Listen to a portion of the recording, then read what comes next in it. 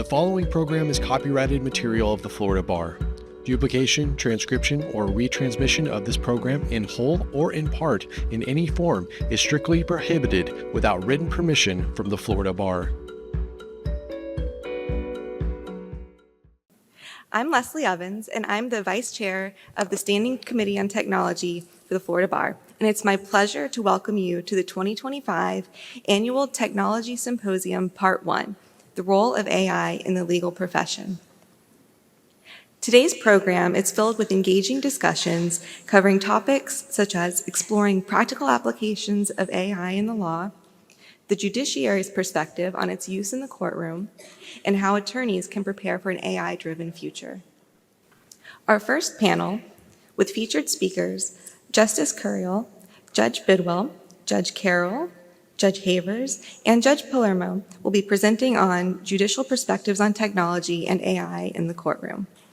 And I'll introduce each of them. Up here first, we have Justice Couriel. He is the 90th Justice of the Florida Supreme Court. He received his JD from Harvard Law School in 2003. In 2009, he became an Assistant United States Attorney for the Southern District of Florida. Justice Couriel was appointed to the Florida Supreme Court by Governor Ron DeSantis on June 1st, 2020. Next, we have Judge Martin J. Bidwill, who served as a Circuit Court Judge in the 17th Judicial Circuit in Fort Lauderdale since 2005. He served in the Criminal Division from 2005 to 2017, including 7 years as the Administrative Judge of the Division. Since 2017, he has served in the Civil Division, where he presides over a General Civil Division and the Asbestos Litigation Division. Next is Judge Hunter W. Carroll, the Circuit Judge for the 12th Judicial Circuit Court, which spans DeSoto, Manatee, and Sarasota counties. He was appointed in 2015 and subsequently elected twice. He's currently assigned to the Circuit Civil Bench in Sarasota County. He's the Administrative Judge for Sarasota County, the Administrative Judge for the Circuit Civil Division in Sarasota, and Chair of the 12th Judicial Circuit's Technology Committee. Next is Judge Walter J. Havers, and began 9 years of service in 2003 as legal advisor to the Office of the Judges of Compensation Claims and assistant to the Deputy Chief Judge of Compensation Claims.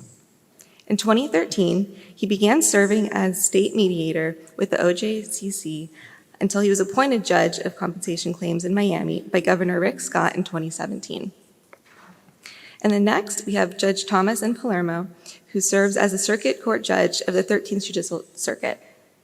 Prior to his judicial appointment, Judge Palermo had an extensive career as Assistant United States Attorney in Tampa.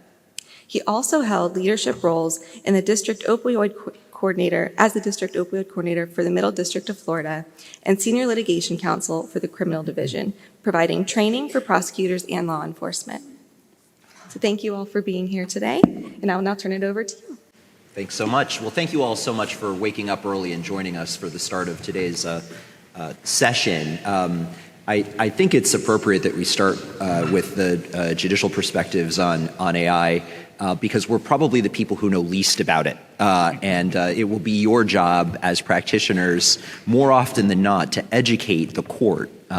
Probably more than you're going to have to educate the jurors or clients. It will always be the court that is dumbest about these issues.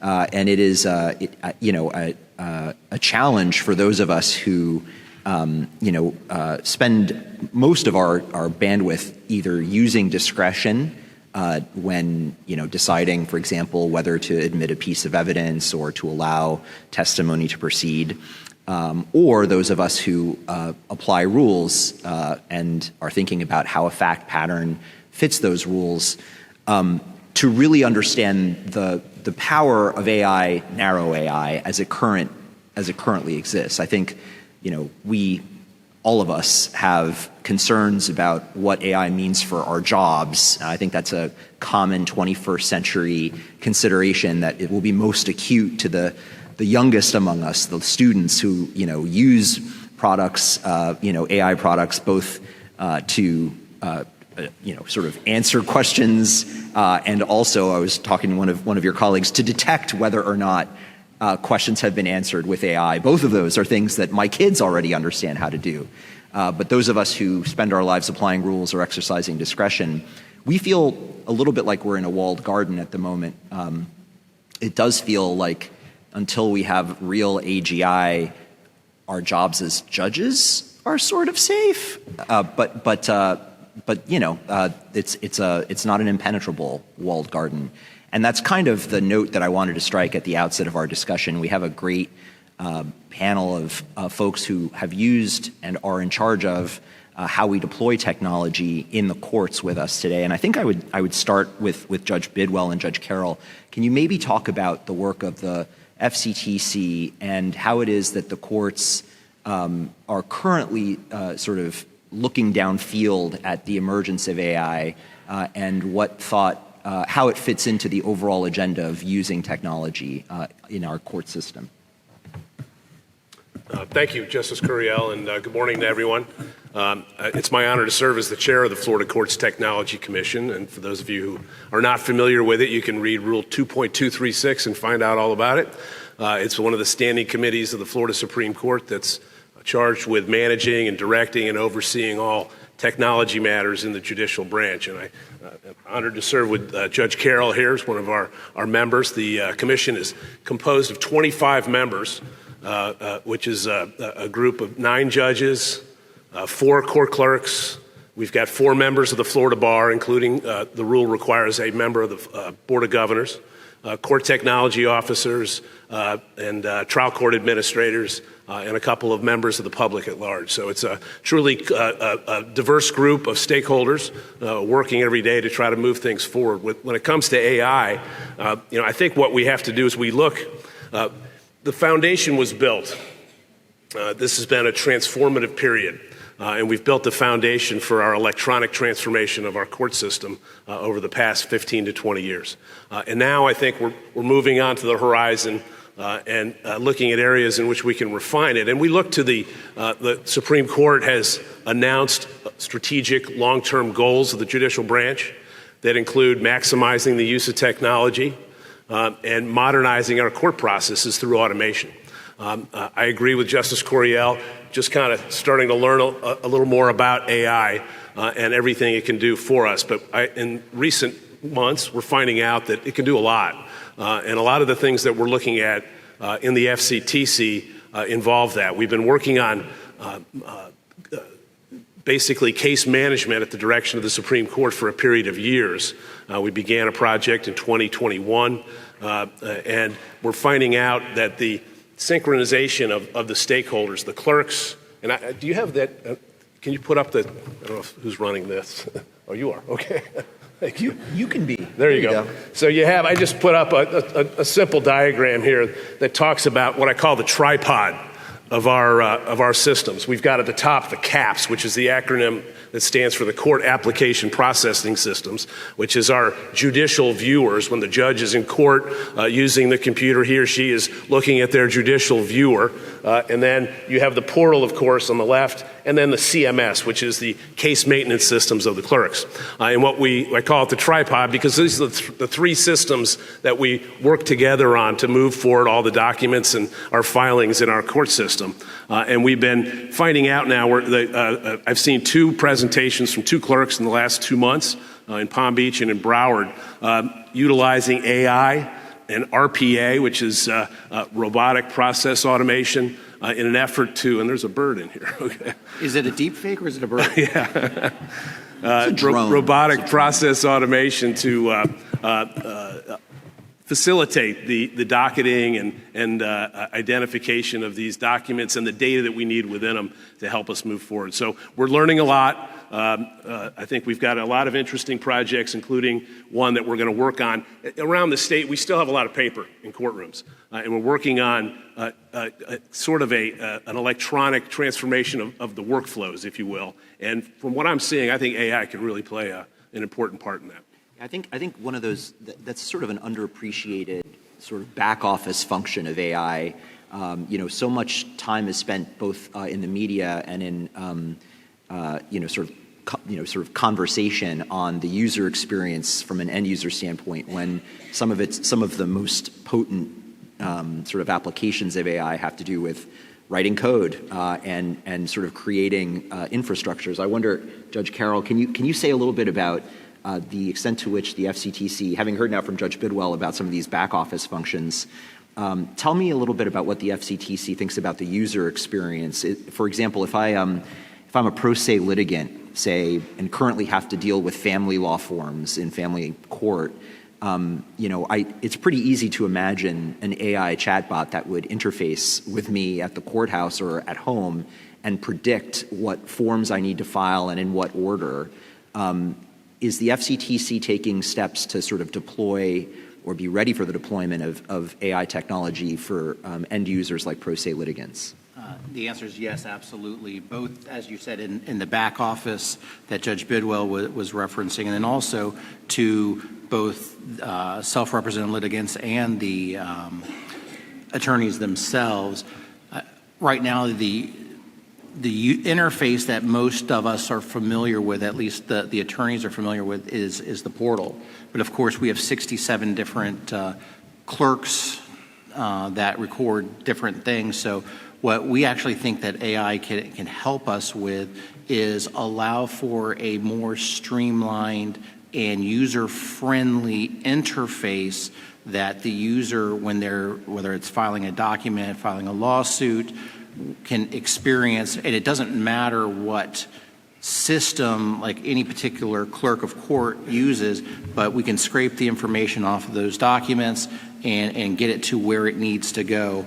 So as it relates to the self-represented litigants, I certainly think that we can come up with, I always call it the TurboTax. I probably shouldn't name a specific, but just questions that are asked, and then it becomes somewhat intuitive, because at the end of the day, what a judge needs is information. It needs somewhat specific information, and trying to get that specific information in a condensed, efficient form helps the entire system out. So if you've got to try to figure out within a 30-page filing the 2 or 3 sentences that are truly relevant, I think we have a lot of opportunities there to make it easier for the filer, but then also on the judge's side, know, hey, I can grab that information and then I know what I need to do with that information. So we do have what's called an emerging technology committee on the FCTC. We're looking at that, and then a little bit later on also kind of talk about digital evidence and things that we're seeing in the courtroom itself. Judge Havers, you are unique among those of us here on the panel in that you're actually in the business of resolving disputes with mediation, as opposed to the sort of contest of litigation. Can you say a little bit first about what the experience of the last 5 years has been in terms of moving mediation more into sort of tech, platforms like Zoom and things like that, Sure. and then also maybe give us a little sense about how, from the standpoint of someone who resolves conflict for a living in the way you do, AI stands to sort of be a tool in your toolkit going forward. Okay, so one of the things that we did shortly after developing the electronic filing system was try to figure out a way to use less resources in the mediation process. So one of the things, and maybe this is a primitive version or pre-AI version of using technology to make things easier, is that mediations are mandatory for all workers' compensation claims. And what our system does is when a petition for benefits is filed, it's filed electronically, it's a web-based form, and so if a pro se claimant is filling it out, it'll ask them, what is your name and where was your accident? And the form is filled out. All of that data that we used to collect when the paper version was filed, we'd have staff that would collect that data, and that would start the case in our case management system, is automatically collected. And so then what that petition does is it tells our system to assign a mediator and locate a available date and time for that mediation on the mediator's calendar. It has to occur within 130 days, so there are parameters. Notice can't go out before 40 days, so we'll fit it in after 40 and before 130. And then it automatically generates an electronic notice and dockets it. When the pandemic hit, all of our mediations were essentially in person, except for the rare occasion where someone would be far away and they would appear by telephone. So when the pandemic hit, all of the judges continued to conduct their hearings, but we did it remotely at home via Zoom, because we had electronic filing in place. Everyone was able to see the docket remotely. So that's the attorneys and the judges. And the mediators were mediating at home. I think they were mostly using telephone. And then when we got back from the pandemic, we realized maybe everyone doesn't have to drive through Miami traffic for mediation. So we went completely Zoom for mediation. And all of our mediators work remotely. So I can't think of a specific example of AI that the mediators are using, but there are opportunities, because one thing that the mediators have to face, and we did it, I mediated before I became a judge in 2017, was when mediations and workers' comp are very different than what you're probably accustomed to. We auto-scheduled the mediations when the computer did that every 30 minutes. So there would be about 10 mediations set per day, and we would assume that some would fall off, and some would, but some wouldn't. And sometimes they would stack up, and we would mediate maybe 2 or 3 mediations at the same time.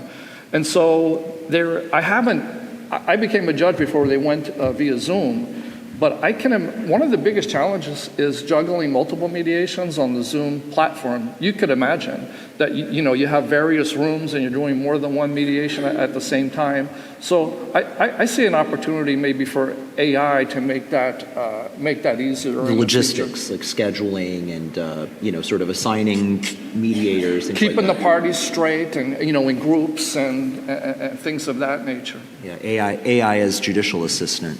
I wonder if maybe transitioning to AI as law clerk, and I have a few of our law clerks from the Supreme Court are in the back of the room, so don't worry, I'm not replacing you guys. One thing that occurs to me is, if you fed the outcomes of mediations and like the bid ask, like where people started, into some sort of notebook, like some sort of closed AI universe, you could imagine a tool that would give you a lead-off prediction of where things are going to land. What do you think about that as a potential use? I certainly think that's possible. I conducted hundreds of mediations, and they all seem to follow the same formula. One side starts low, one side starts high. Everyone knows what the landscape is, if it's a permanent total disability case or if it's just an injury that's resolved and no future benefits are necessary. That's going to fall on the lower scale. I not only may it be able to predict, AI may be conducting mediations in the future. And I tell the mediators right now, they're probably, all their actions are being noted and they're being recorded, and they're going to become AI of the future because, they're doing everything by Zoom now. Judge Palermo, what if a defense lawyer were to appear before you and say, Judge, let's imagine you're in criminal for the moment. Judge, we've looked, I asked my Claude, there's the off-the-shelf sort of Claude, but I know now that some fancy law firms have custom versions of Claude that are sort of segregated from, the large language models that, it doesn't feed client data into large language models, allegedly, and so they're somewhat proprietary. Imagine a defense lawyer comes to you and says, Judge, we've asked our agent here to give us every sentence in, embezzlement cases for the past 20 years in the 13th Circuit, and, the sentence that, the prosecution is asking for here is outside the mean.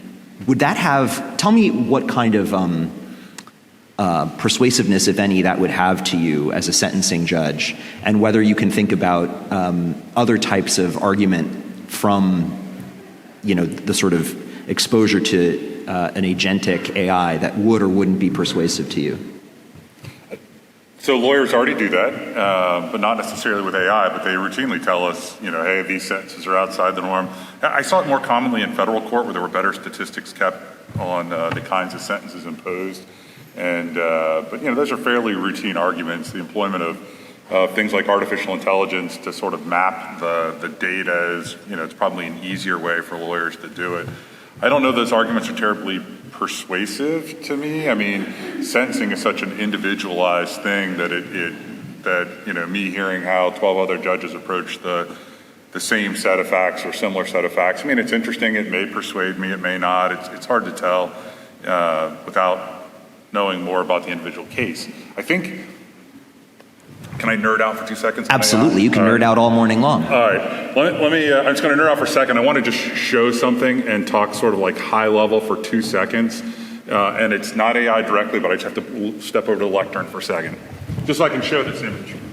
So it's not an AI image directly, but bear with me for a quarter second. Let me grab the dongle. And, He's using a dongle. This is official. This is a real tech presentation now.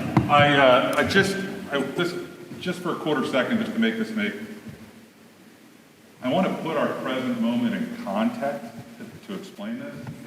All right, that graph, there's a great piece on world economics. There's an economics historian, and he tried to map out GDP growth going back to year 0 in Western Europe, right? So it's a little bit higher at year 0. Think of like the golden age of the Roman Empire. You've got the Antonine plagues. You've got like a slight downward slope. And then when you hit the Renaissance, you see like a slight uptick, like GDP growth begins to grow. And then you see the wall, the power climb, right? It's the Industrial Revolution. And that wall hasn't stopped. What you are living in today is, in essence, a byproduct, a piece of it. AI is doing, or computers are doing, to the mechanical at the beginning of the Industrial Revolution. They are doing what the beginning of the Industrial Revolution did to it, to the cerebral. Like, it's all happening around us, and we are so used to it that we miss it, right? Like Isaac Asimov talked about any sufficiently advanced technology is indistinguishable from magic. You have at your fingertips magic. Thomas Jefferson's life, he had more in common with a medieval peasant or Renaissance peasant than he has with you.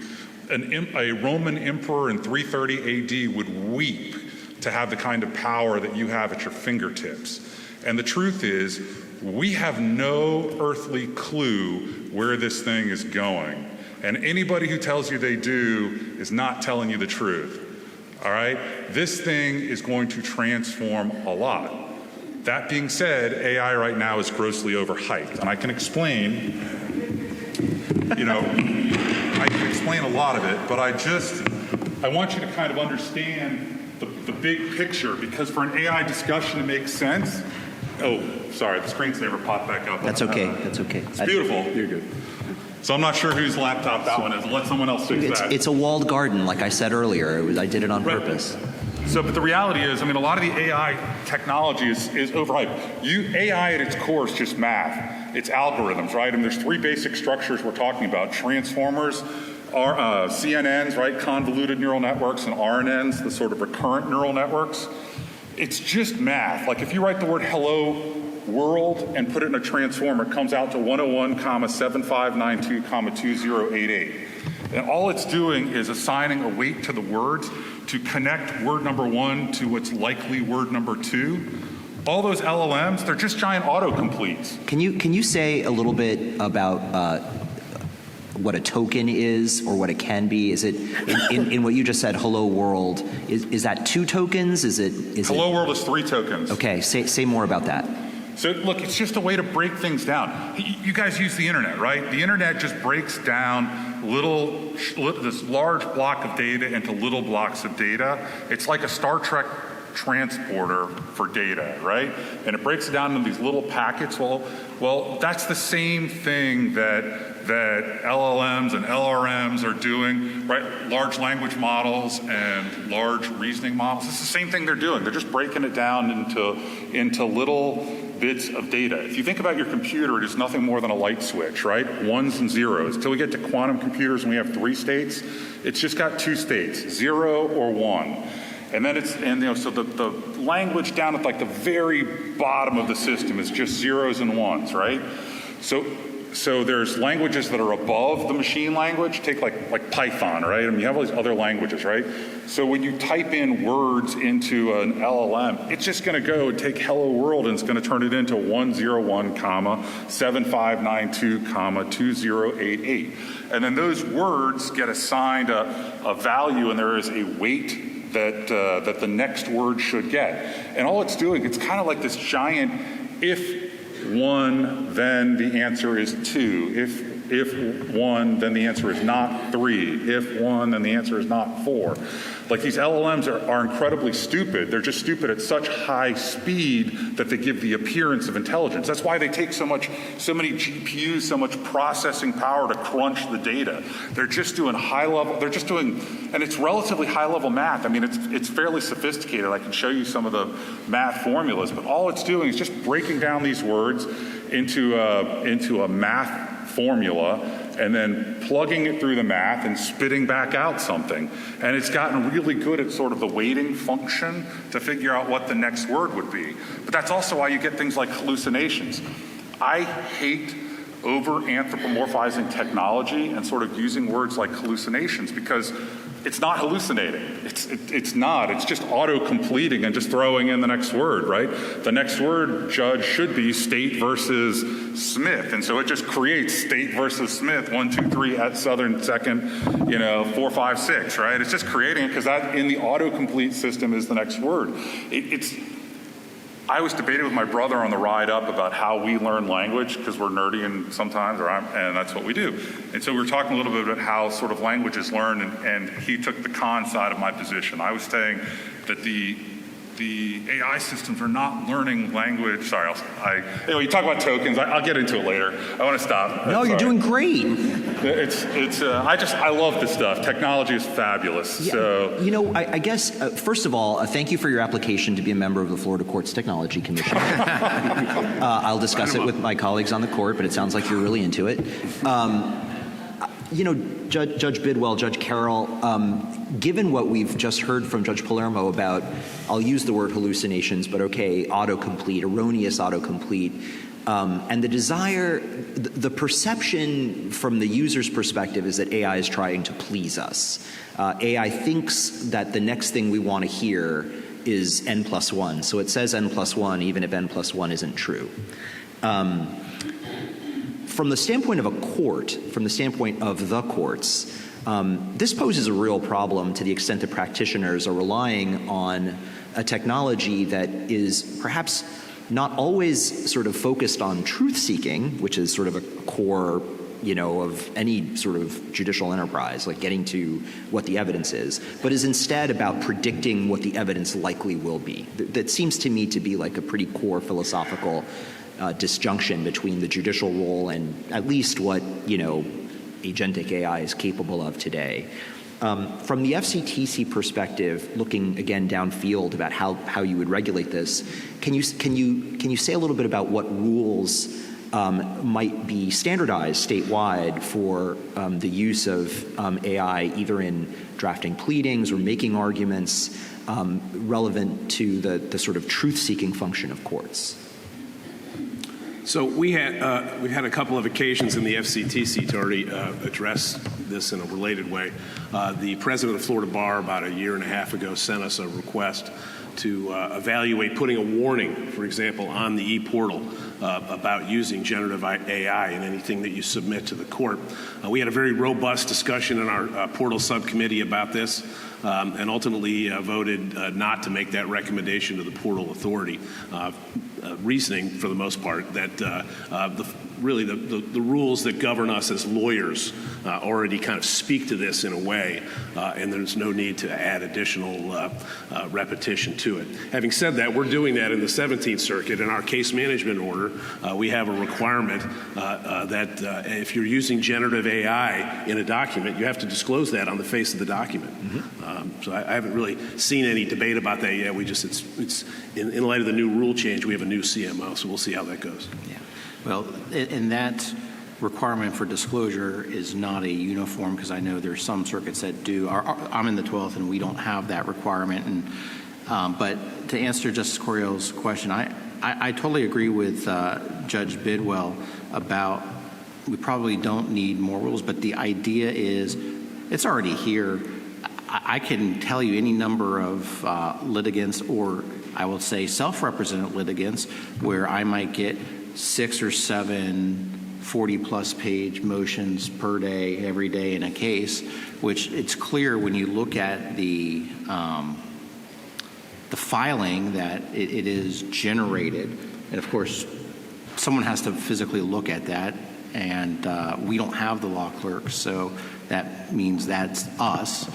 So the question is then, how are we going to be able to efficiently look at all of these filings? And think about this.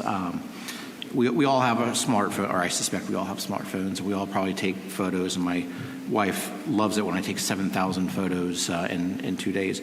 If you look at the number of photos that are taken every day, last time I checked, it's approximately 5.3 billion photos a day, and there's probably 15 trillion photos, digital photos in existence.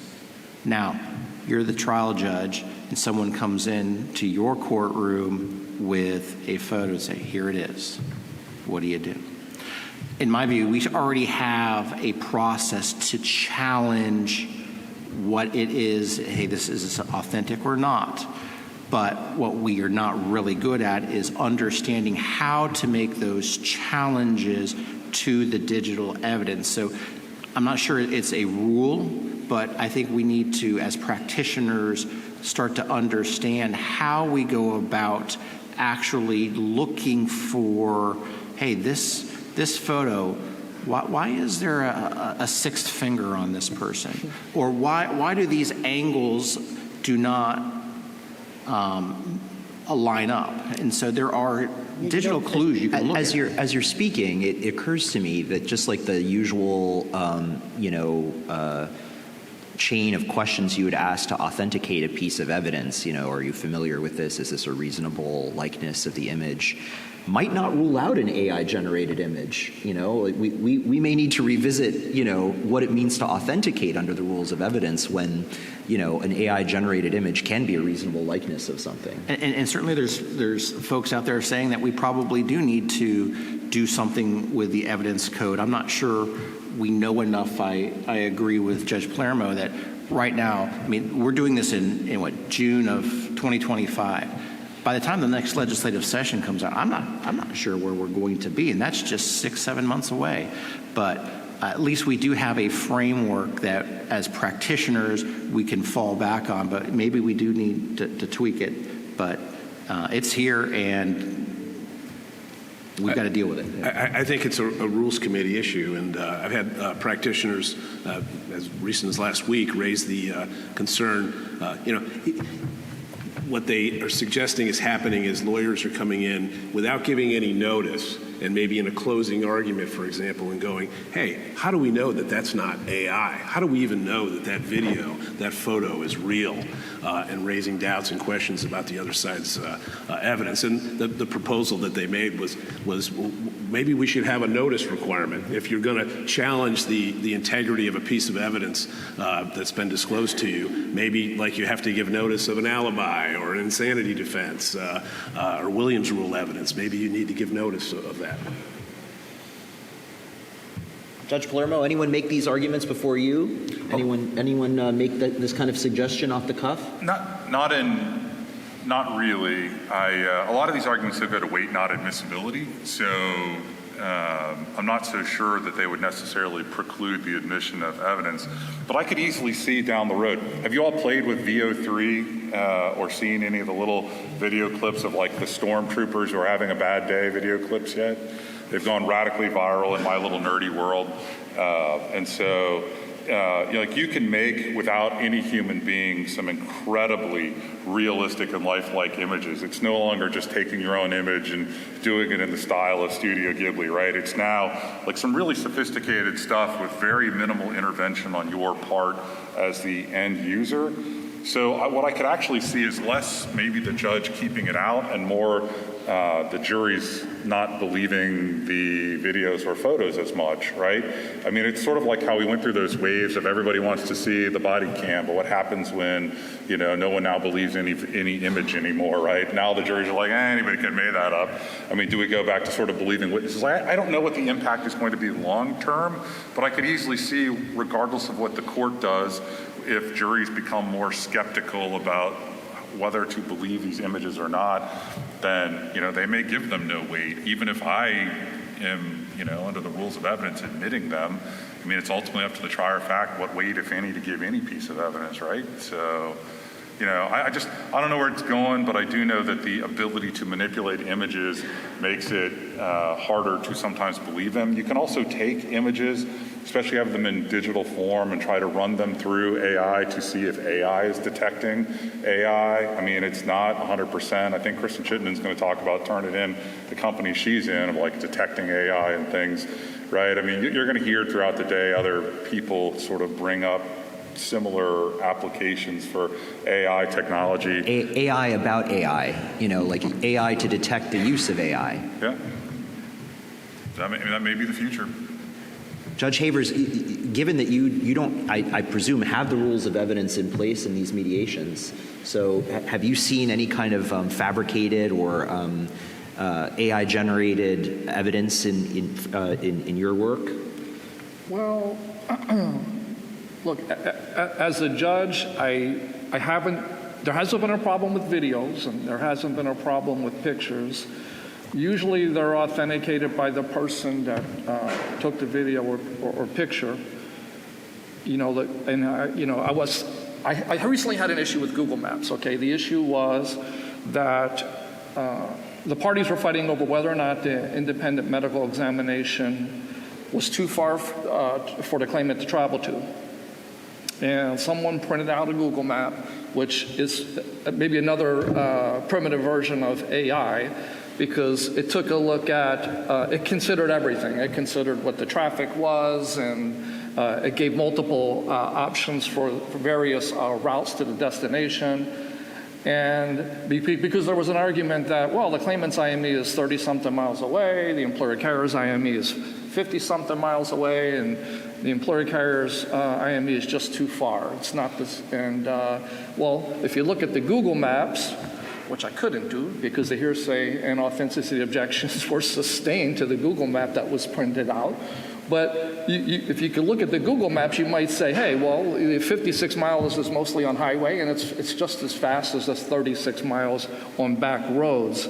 And so, you know, in my order on that motion, I pointed out to the parties that in 2022, the evidence code was amended so that the judicial notice can be taken of Google Maps and other type services. Mm-hmm. And in civil proceedings, they're presumptively admissible. And so I think that's an example of where we are dealing with technology. We all use Google Maps. And I think we pretty much, if it says 36 miles, we're going to trust it. And what's different between the Google Maps and maybe a photo or a video is opposing counsel could generate the same map. Yes. They could put in the same two addresses and it should match. Yeah. And you can't do that sort of verification with pictures or videos. You know, it's funny. I think you've hit on something pretty deep, which is the doctrine of judicial notice has an interesting potential interaction with AI. If you can take judicial notice of, you know, well-publicized facts like, you know, the data contained in an atlas, there's very little logically to separate taking judicial notice of what a large language model says is true. Both, are ascertainable by reference to some fixed, universe of data. And I wonder whether that, doesn't have the potential of being a rule that swallows many other rules. If the way AI gets into court is judicial notice, like, Your Honor, I'm asking you to take judicial notice of, I asked Claude what the fastest way to compare taking a train, taking a car, or walking to the hospital from point A to point B, and it spit out this as like the most effective way. I'd ask you to take judicial notice of that.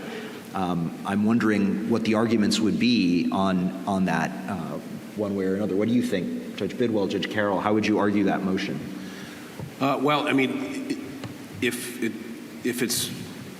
it capable of dispute? And I guess probably empirically you might be able to put the same request into a number of different AI LLMs and come up with different answers. It might be capable of dispute.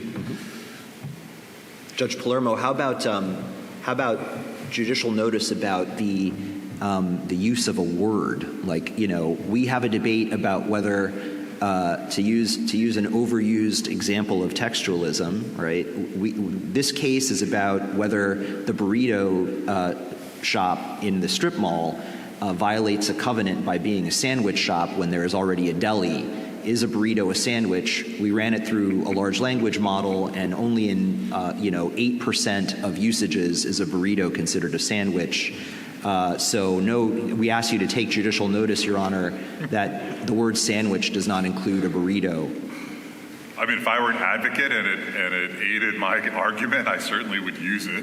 I don't know how much weight I, as a judge, would necessarily give it. I mean, but it's an aid to understanding. So sure, why not? Make your best argument. Why wouldn't you use a tool that was advantageous to and aided your client? I think there's all sorts of. Some number of lawyers are probably blacksmiths and they don't know it. There's some number of professions out there that are probably also blacksmiths and don't know it. Not using technology as it advances will put you at a material disadvantage to others who do use it.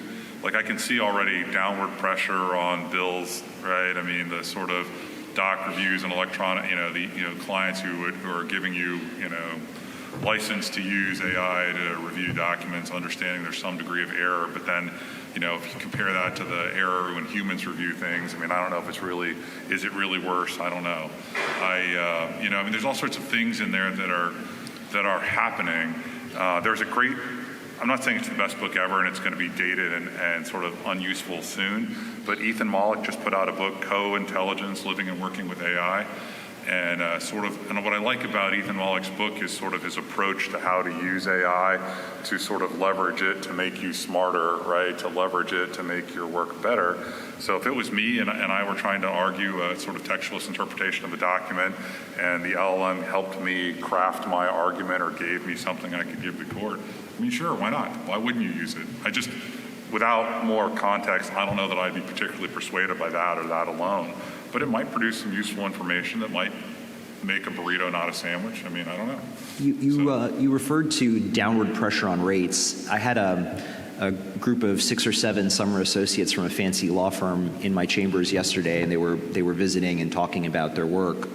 And one of them said that she had been assigned the classic summer associate assignment, a 50-state survey on something. What is the law in 50 states about this? And I laughed because I was like, clearly you were given this assignment by a partner from like the 20th century who does not understand. And she said, no, I was very transparent. I told the partner that, I generated this in 15 seconds and then I went through it and quality controlled it. And I said, well, how did you quality control it? And she said, well, I spot checked it. Like I took, of the 50 states, I took about 20 or 25 and just like at a certain point, found that I had done enough. And I didn't, I said, well, that's interesting. I worry a little bit about the spot check though. Does anyone have any reactions to, how to diligence the work that AI spits out from the standpoint of a judge. I mean, if you're, you have a busy docket, you have, you don't have staff attorneys, you don't have law clerks. What kind of quality control can you do when you are relying on AI-generated work either submitted by the parties or your own? Yeah, I mean, I think you have to check it, and it's kind of the smell test too on some of it. The few occasions where I've come across fake generative AI that's been submitted, and not by lawyers, it was by pro se parties, as I think Judge Carroll mentioned earlier.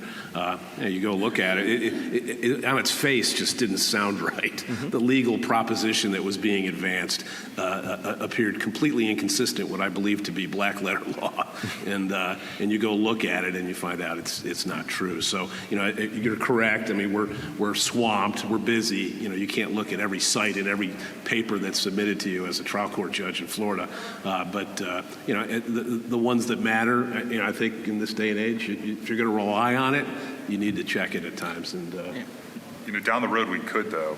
I mean, down the road, if we could ever, from my perspective as a state trial judge, like all the sins of state court are driven by volume. We just have massive volume, right? I mean, I carry 1,100 criminal cases right now, and but I mean, you could, in theory, design like for our JAWS system. When a pleading is uploaded, sort of how it automatically, check for whether or not they're good cases, sort of shepherdize it. And didn't you, Judge Havers, have something you were using on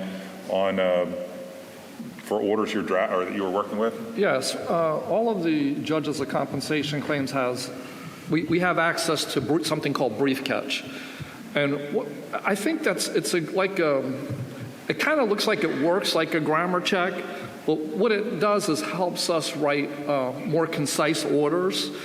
And so when we finish our order, it's a plug-in for Microsoft Word, and we finish our order and we run it through brief catch. It will go through the order and make suggestions.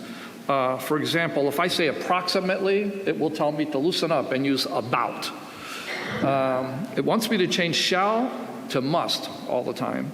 But what it does is I make the choice. It doesn't make the changes. And not only does it, when you do like a grammar check, it'll just give you the option to accept the suggestion or not. But this actually will give you citations. It uses the United States Supreme Court a lot, and it will give their suggestion in context. And it usually gives you about 3 examples. And then the judge can decide whether or not they want to make that change or not. So, so I think the key is that the person submitting the pleading or drafting the order is ultimately responsible for the contents. And to circle back to, whether we need a special rule to tell attorneys to make sure that they, read the cases that they're citing to. I don't see how we can justify such a rule. I think the attorneys are governed by rules that would encompass that responsibility already. You're signing on the dotted line, you're on the hook. You better be right.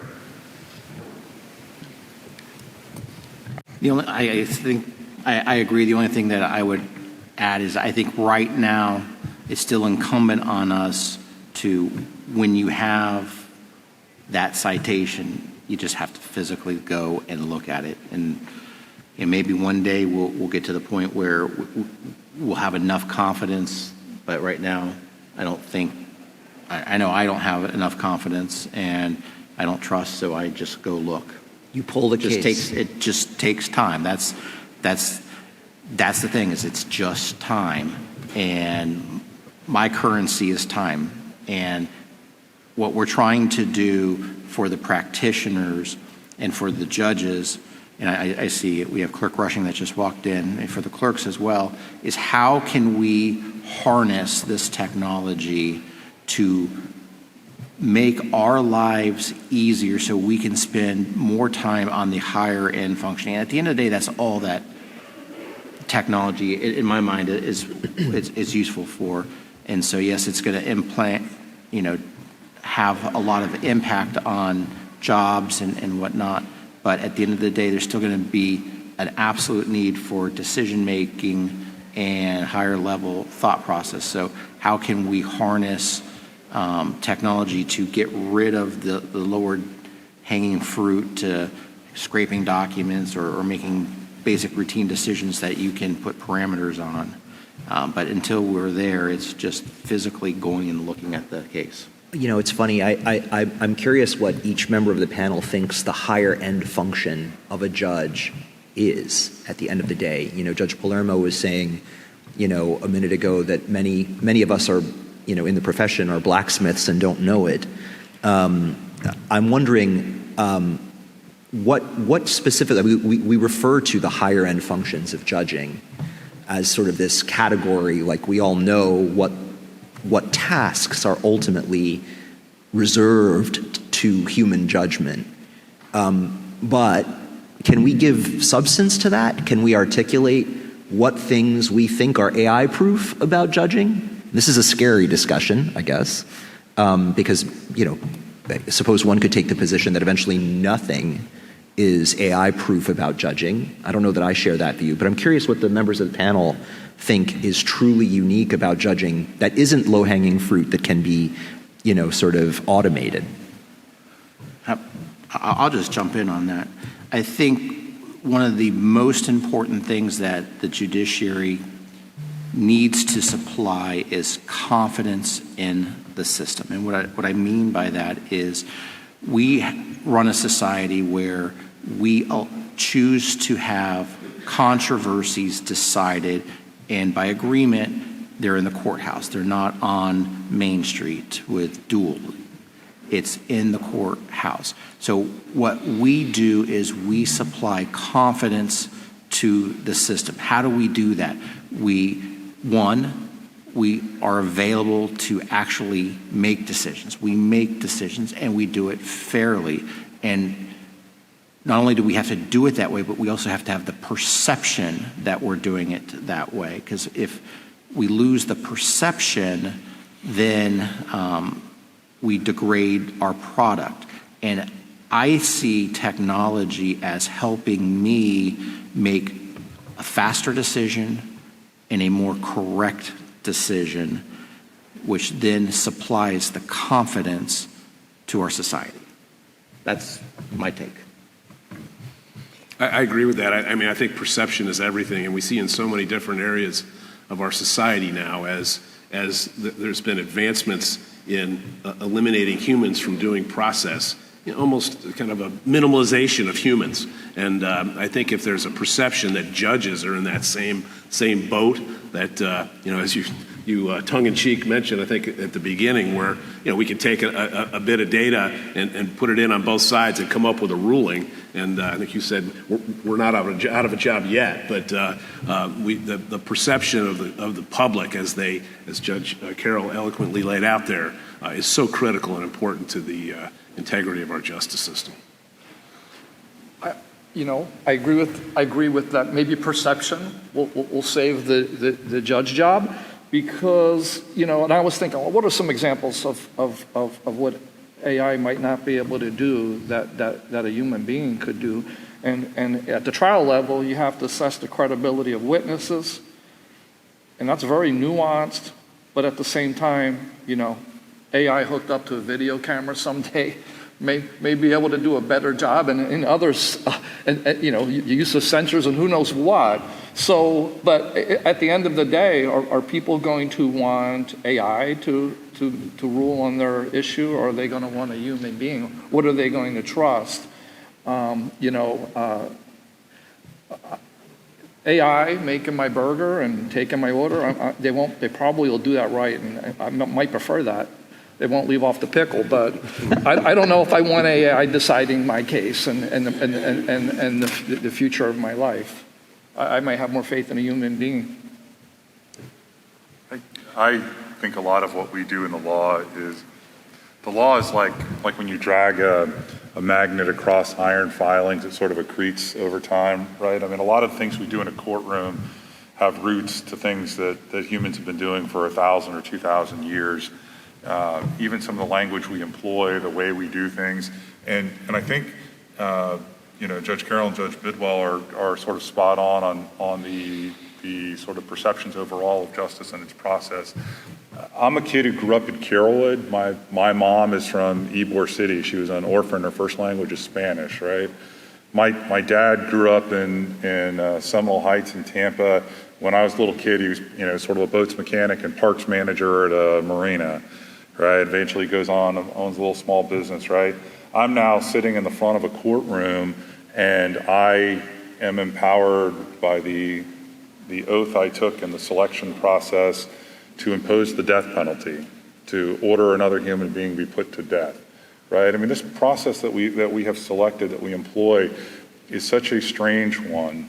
It is, sort of from a remove, just such a weird beast.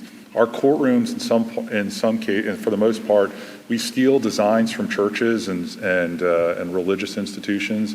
If you were to approach my courtroom and sit in the front looking out, those are pews. I'm basically sitting at the high altar. Right behind me is the seal of the circuit and a pair of flags, which would be the tabernacle. I'm Catholic, so I'm using sort of like Catholic analogy there. But a lot of what we do is, the formalism, nobody's rising for me personally, it's for the court. A lot of that has more to do with imbuing this process with some legitimacy, so that when the decisions we reach are reached, that there is some confidence that you can repose in that decision to not then have to turn around and burn our city to the ground or destroy our civilization because there's no better process to resolve human conflict. I mean, I don't see AI replacing lawyers and judges. I do see it replacing aspects of being lawyers and judges, or supplementing them to make us more efficient or better at our jobs. But I don't know that we're going to all disappear. I don't know that we're going to have sort of a, you feed in your briefs, I feed in my briefs, then we push a button, and then there's a ruling that spits out, 22 seconds later. I mean, the truth is, I don't know that do you see that, Justice Couriel? I don't know, but I am thinking of what you said earlier about how the devices would seem to Thomas Jefferson to be magical. And that perhaps to us, some sort of magical process like the one you just described, it would seem magical to us sitting here today in 2025, but perhaps by 2225, it isn't so magical that, sure, the sum of human experience can be sort of surfed. I like to tell my kids that I listen for a living, and that the most important job of a judge is to listen. And my son said something like, "Dad, Alexa listens to me all the time." And that's why she tells me I want a Mountain Dew exactly when I want a Mountain Dew. And that was really humbling for me because, there is already this nascent ability perhaps to hear. That was the counter argument I made, was it hears you, it's not listening. And he was like, "No, Dad, it's listening." I don't know. I think this does, and perhaps I don't know if we're structured for questions, but at this point, I wanted to sort of, if you're willing to enunciate, I'd be willing to entertain questions from the group. I think one of the things about this discussion is that it very quickly turns into a pretty deep discussion about what it means to be human, what it means to exercise reason, what it means to think. And so, what starts as a very anodyne discussion about how to use math to make processes faster turns very quickly, I think, into a discussion about what it means to be human and what justice is. And so that's why I'm so very grateful that this panel has been as thoughtful as it's been. At this point, Jamie has a microphone. Go ahead if anyone has questions. Got them on both sides. Yep. Yeah. Microphone right over your left shoulder. There you go.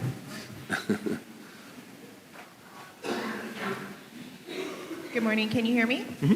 Hi, my name's Deanne Jackson, and I can't see your names from all the way back here, but the second gentleman from the left, you mentioned that the 17th Circuit is considering some types of orders where attorneys would have to disclose if Gen AI was used in the preparation of a document. And I'm just curious as to why the 17th Circuit is feeling like a step like that is necessary when you consider the fact that attorneys have been using law clerks, interns, assistants over the years, maybe even contract attorneys to help them with their work, and those disclosures were not previously required. So I'm just curious as to what the conversation is around why something like that would be necessary.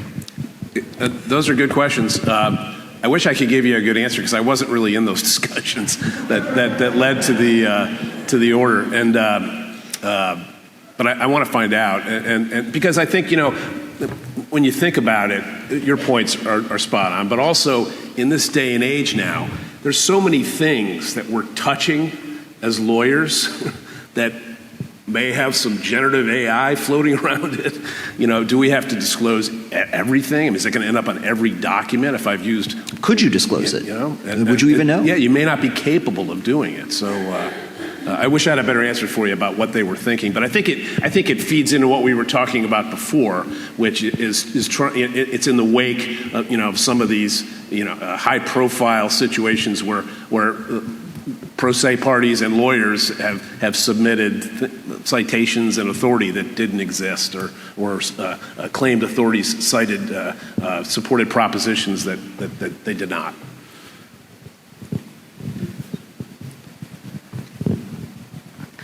Good morning. I'm kind of a follow-up to what she said. We're in the process of automating a lot of our pleadings and going to a new software. And part of what we've looked at is with the automation is some of it's potentially AI generated, looking at the forms and trying to make sure that they comport with the rules and so forth. My concern is if we're going that direction and we're using these different legal software programs that in a lot of cases are using AI, are we going to get down the road and find ourselves in a situation where the courts are going to have a John Desai when they look at this and say, well, we want the disclosures on there. Are we going to have to go back and look at, well, which ones did we automate manually and which ones did we rely on AI to do that?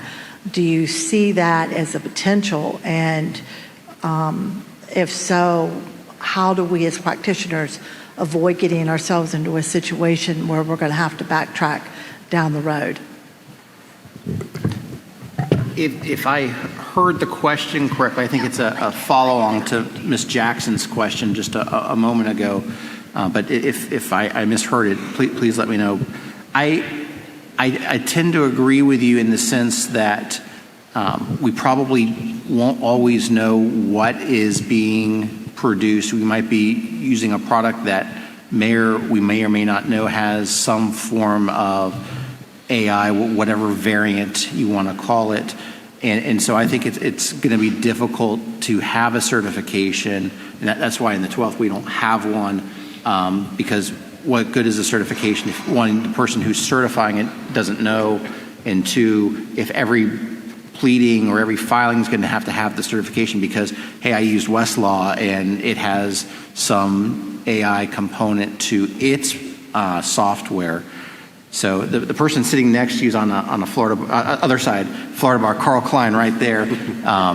He's got a lot of information about that precise topic, so I would allow you to go talk to him. But at the end of the day, to me as a judge, a lawyer who signs a document, a pleading, a filing, and you put your bar number on it, I don't care if you used or didn't use AI.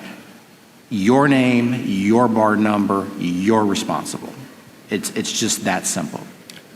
Just like when I sign an order, doesn't matter if it was supplied by, a party, the clerk's office, if it's generated by AI, it's my name, I'm signing it, I'm responsible. It's just that simple.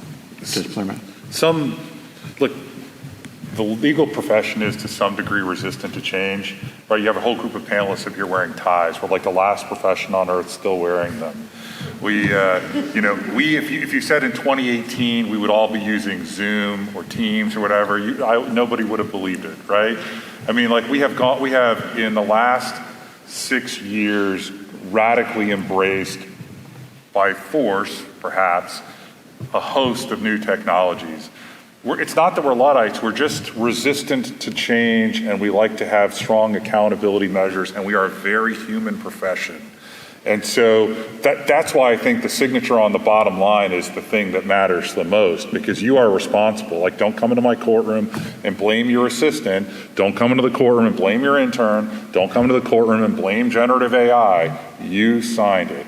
And that's why I think Hunter's point is the key point. I'm sorry, Judge Carroll's point. Hunter's fine. No, Judge Carroll's point's the key point, right? I mean, that's the thing that really is going to matter. Whether or not you use generative AI, I don't know there's going to be any way to tell the difference soon.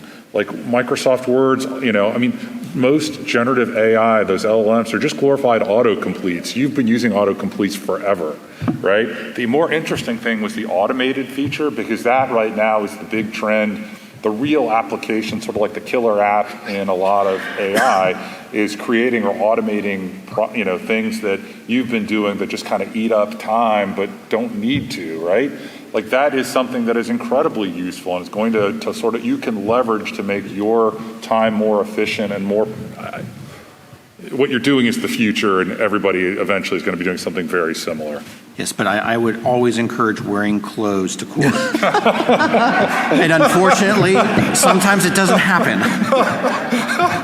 With personal experience, I've seen it. That's hilarious. Hi, good morning. Jessica Mazarego from Jemerson Burr out of Tampa office. Quick question for the panel. How would you like to see AI used by lawyers besides shortening our motions or whatnot? Right now we're somewhat exploring loading up a closed universe, closed AI vault for all of the filings on our dockets and generating out like pretrial steps and seeing what we can kind of stipulate that we've used, stipulated facts, stipulated law, things like that. Any other tidbits or what you would like to see? I mean, that's a great idea, actually, get those pretrial steps in on time. Less judges chasing them. But what I've seen, just anecdotally from a number of bar meetings, et cetera, over the last year, is it seems like a lot of firms that's a good creating your own closed model that shelters you from these confidentiality issues is a great idea. And from what I'm hearing is they're using them to organize materials and summarize depositions and to help presentations in terms of what you have as a known set of information, creating timelines, for example, with police reports or things like that. So, getting to the highlights, absolutely. Do you think clients care? I mean, I wonder if I said, I'm now thinking back to my life as a miserable junior associate at a large New York law firm, finishing a deposition at the end of the day, partner says, prepare a draft email to the client summarizing what happened at the deposition today.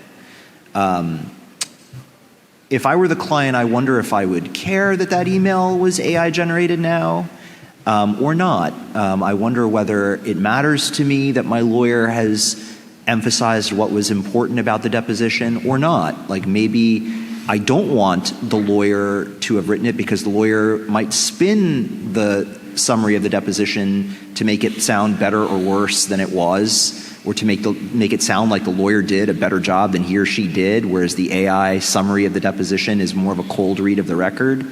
I don't know.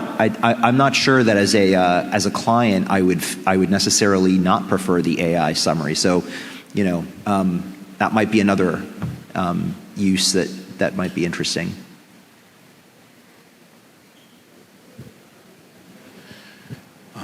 It's hard enough to stand in front of one judge. To speak in front of five is a little overwhelming. But do any of you have a feeling, a sense, a forecast for where there might be the most ripe possibilities of liability, corporate liability, because of AI?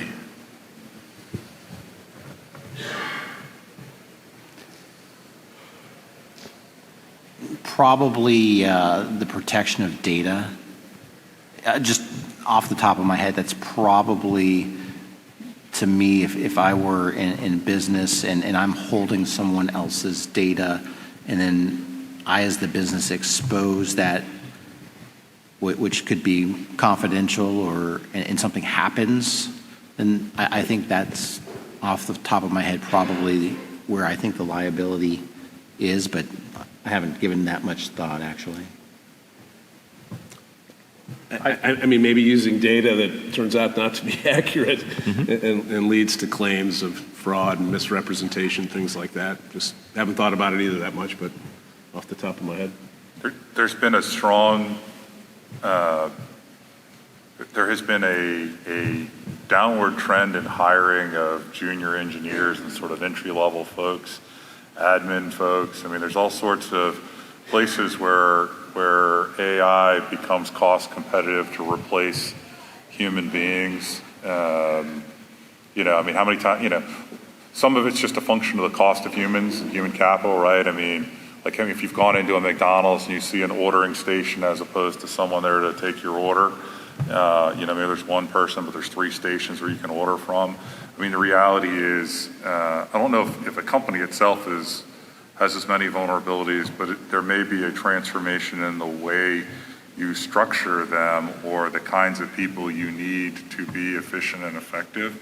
I mean, we used to have all these filing clerks at the U.S. Attorney's Office, and we kind of went paperless, but we didn't really go paperless. And I mean, the truth is, a lot of functions over time can and will be done faster and more efficiently with software, and as long as the software is cost competitive with the human being who would otherwise do it, then there's real pressure there, or lack of a necessity to hire a bunch of admin or support people. I think the reason why lawyers are safer is because the strategic decision making is there, and that's the thing that you bring to the table that in some ways AI doesn't. You bring the human factor in. It can replicate a lot of it, but to the extent it's intelligent, it's really alien intelligence. It's definitely not human intelligence. And it can simulate a lot of the things that we do as people, but I don't think it's anywhere near, I think Justice Couriel's comment about 2025, what's it look like? I mean, he might be right, but at least in my lifetime, I don't foresee all of you being replaced, but some number will. Like LegalZoom took a bite out of, in some ways, sort of that like small end of people coming to get certain legal documents. Well, AI is going to increase the group of people who are willing to go to those. Like a small business doesn't necessarily want to spend $100,000 on legal fees, but can spend $10,000 or $1,000 on an AI generated contract. And, for them, maybe it's good enough, right? I mean, it's, in some ways we are on the other end. We're a drain on the bottom line. We rarely maximize a lot of our clients' bottom lines. They come to us because they're in a conflict, not because their business is going great, or you're there to work on some transactional aspect. And again, like AI is going to eat into some of those things for sure. But on the other hand, it might make you all better, more efficient, stronger, and I don't know. We'll see. I think we have time for one more. Judge Palermo, before we pass the mic to the next questioner, just one more point in response to the gentleman's question. There's a lawsuit in California against Workday, which is a large provider of basically application processing and human resource functions, alleging that their algorithms discriminated against applicants based on age. Collective action certification was granted. That class could number in the millions. So that's one you might want to look at. Passing it to the next questioner. AI is like any expert. It's garbage in, garbage out, right? I mean, the way you program the algorithm, you can get back bad results. If you were crossing an expert, that's how you cross AI. It's GEIGO, right? Garbage in, garbage out. If it's programmed poorly, that's exactly what happens. Or what was that? Do you guys know that software that was used for like pretrial detentions, or they did an experiment with a program, and it also had a similar, like a built-in bias that was completely unintentional, but there was a bias in its programming, and so it led to sort of funky results. About figuring out like risk of flight and danger? Right. Yeah, I just can't remember. I apologize. In terms of making a pretrial release decision, plug in all the variables and. Yeah, I'm sorry. I don't remember it. It's just what you're saying stimulates the same thought. Good morning, Lynn Whitfield from West Palm Beach. First, I just want to commend all of the seasoned attorneys like me who are in this room learning about AI because it's coming whether we want it or not. You mentioned about the possibility of doing some changes to the evidence code. I first of all agree with Ms. Jackson. I think you're not going to be able to regulate as it relates to pleadings and documents that lawyers do. We've been using other people's papers for years. I mean, you had a form book. We just go to the form book, copy the form, fill it in. So I don't think you're going to be able to, but pictures and evidence and things that have to be introduced into evidence, I do think we do need to look at those rules, and because you do have AI generated photos, and you can have documents that are AI generated, alleged to be business records and things of that nature. So is that being referred to anyone to look into further? I mean, I think it's something that we're definitely going to look at in the FCTC, and one of our functions is to make recommendations to the rules committees, and certainly I think it's an important one. I think you're correct. I think really it's probably the evidence rules committee is the first stop, and we'll definitely be looking at that. All right, well, I want to thank you all for coming, and thanks for your energy and attention for this discussion. I think it was fun. And it's been an honor to join this panel, Judge Bidwill, Judge Carroll, Judge Havers, and Judge Palermo. Thank you all so much for being here. Thank you, Justice Couriel. Thank you. Try to get back to, there's a brief, what is it, a brief? Thank you all so much. I'm Anthony Palermo, member of the Standing Committee on Technology. Very honored and grateful, I think I speak on behalf of everyone, to have the esteemed panel of jurists up here, also my brother. This panel, I think, is a tool, right, like AI, but what you all shared, your time and insights, I think helped us all better reflect. It wasn't shackled to an algorithm, right, and we were all able to engage, interact, and learn something and better approach tomorrow. I want to thank first Jamie Moore, trying to walk in the back and hide. She made all of this happen, and it's off to a great success. And before I introduce the next panel, before that we're going to have a break, but I wanted to let you know the segue suggested by ChatGPT for this break. It said, let's be honest, with AI creeping into the legal world, it's only a matter of time before a bot replaces me with better hair, fewer digressions, and instant Blue Book citations. We'll reconvene in about insert time, 5 minutes. And yes, the next sessions will still be led by humans for now. And then it said, want a version that lands more on roasting your brother? And obviously there's only one right answer, but I want to preserve that relationship, so I won't continue on. But again, thank you very much, Justice Couriel, Judge Bidwill, Judge Carroll, Judge Havers, and last but very much not least in my heart, Judge Palermo. So thank y'all.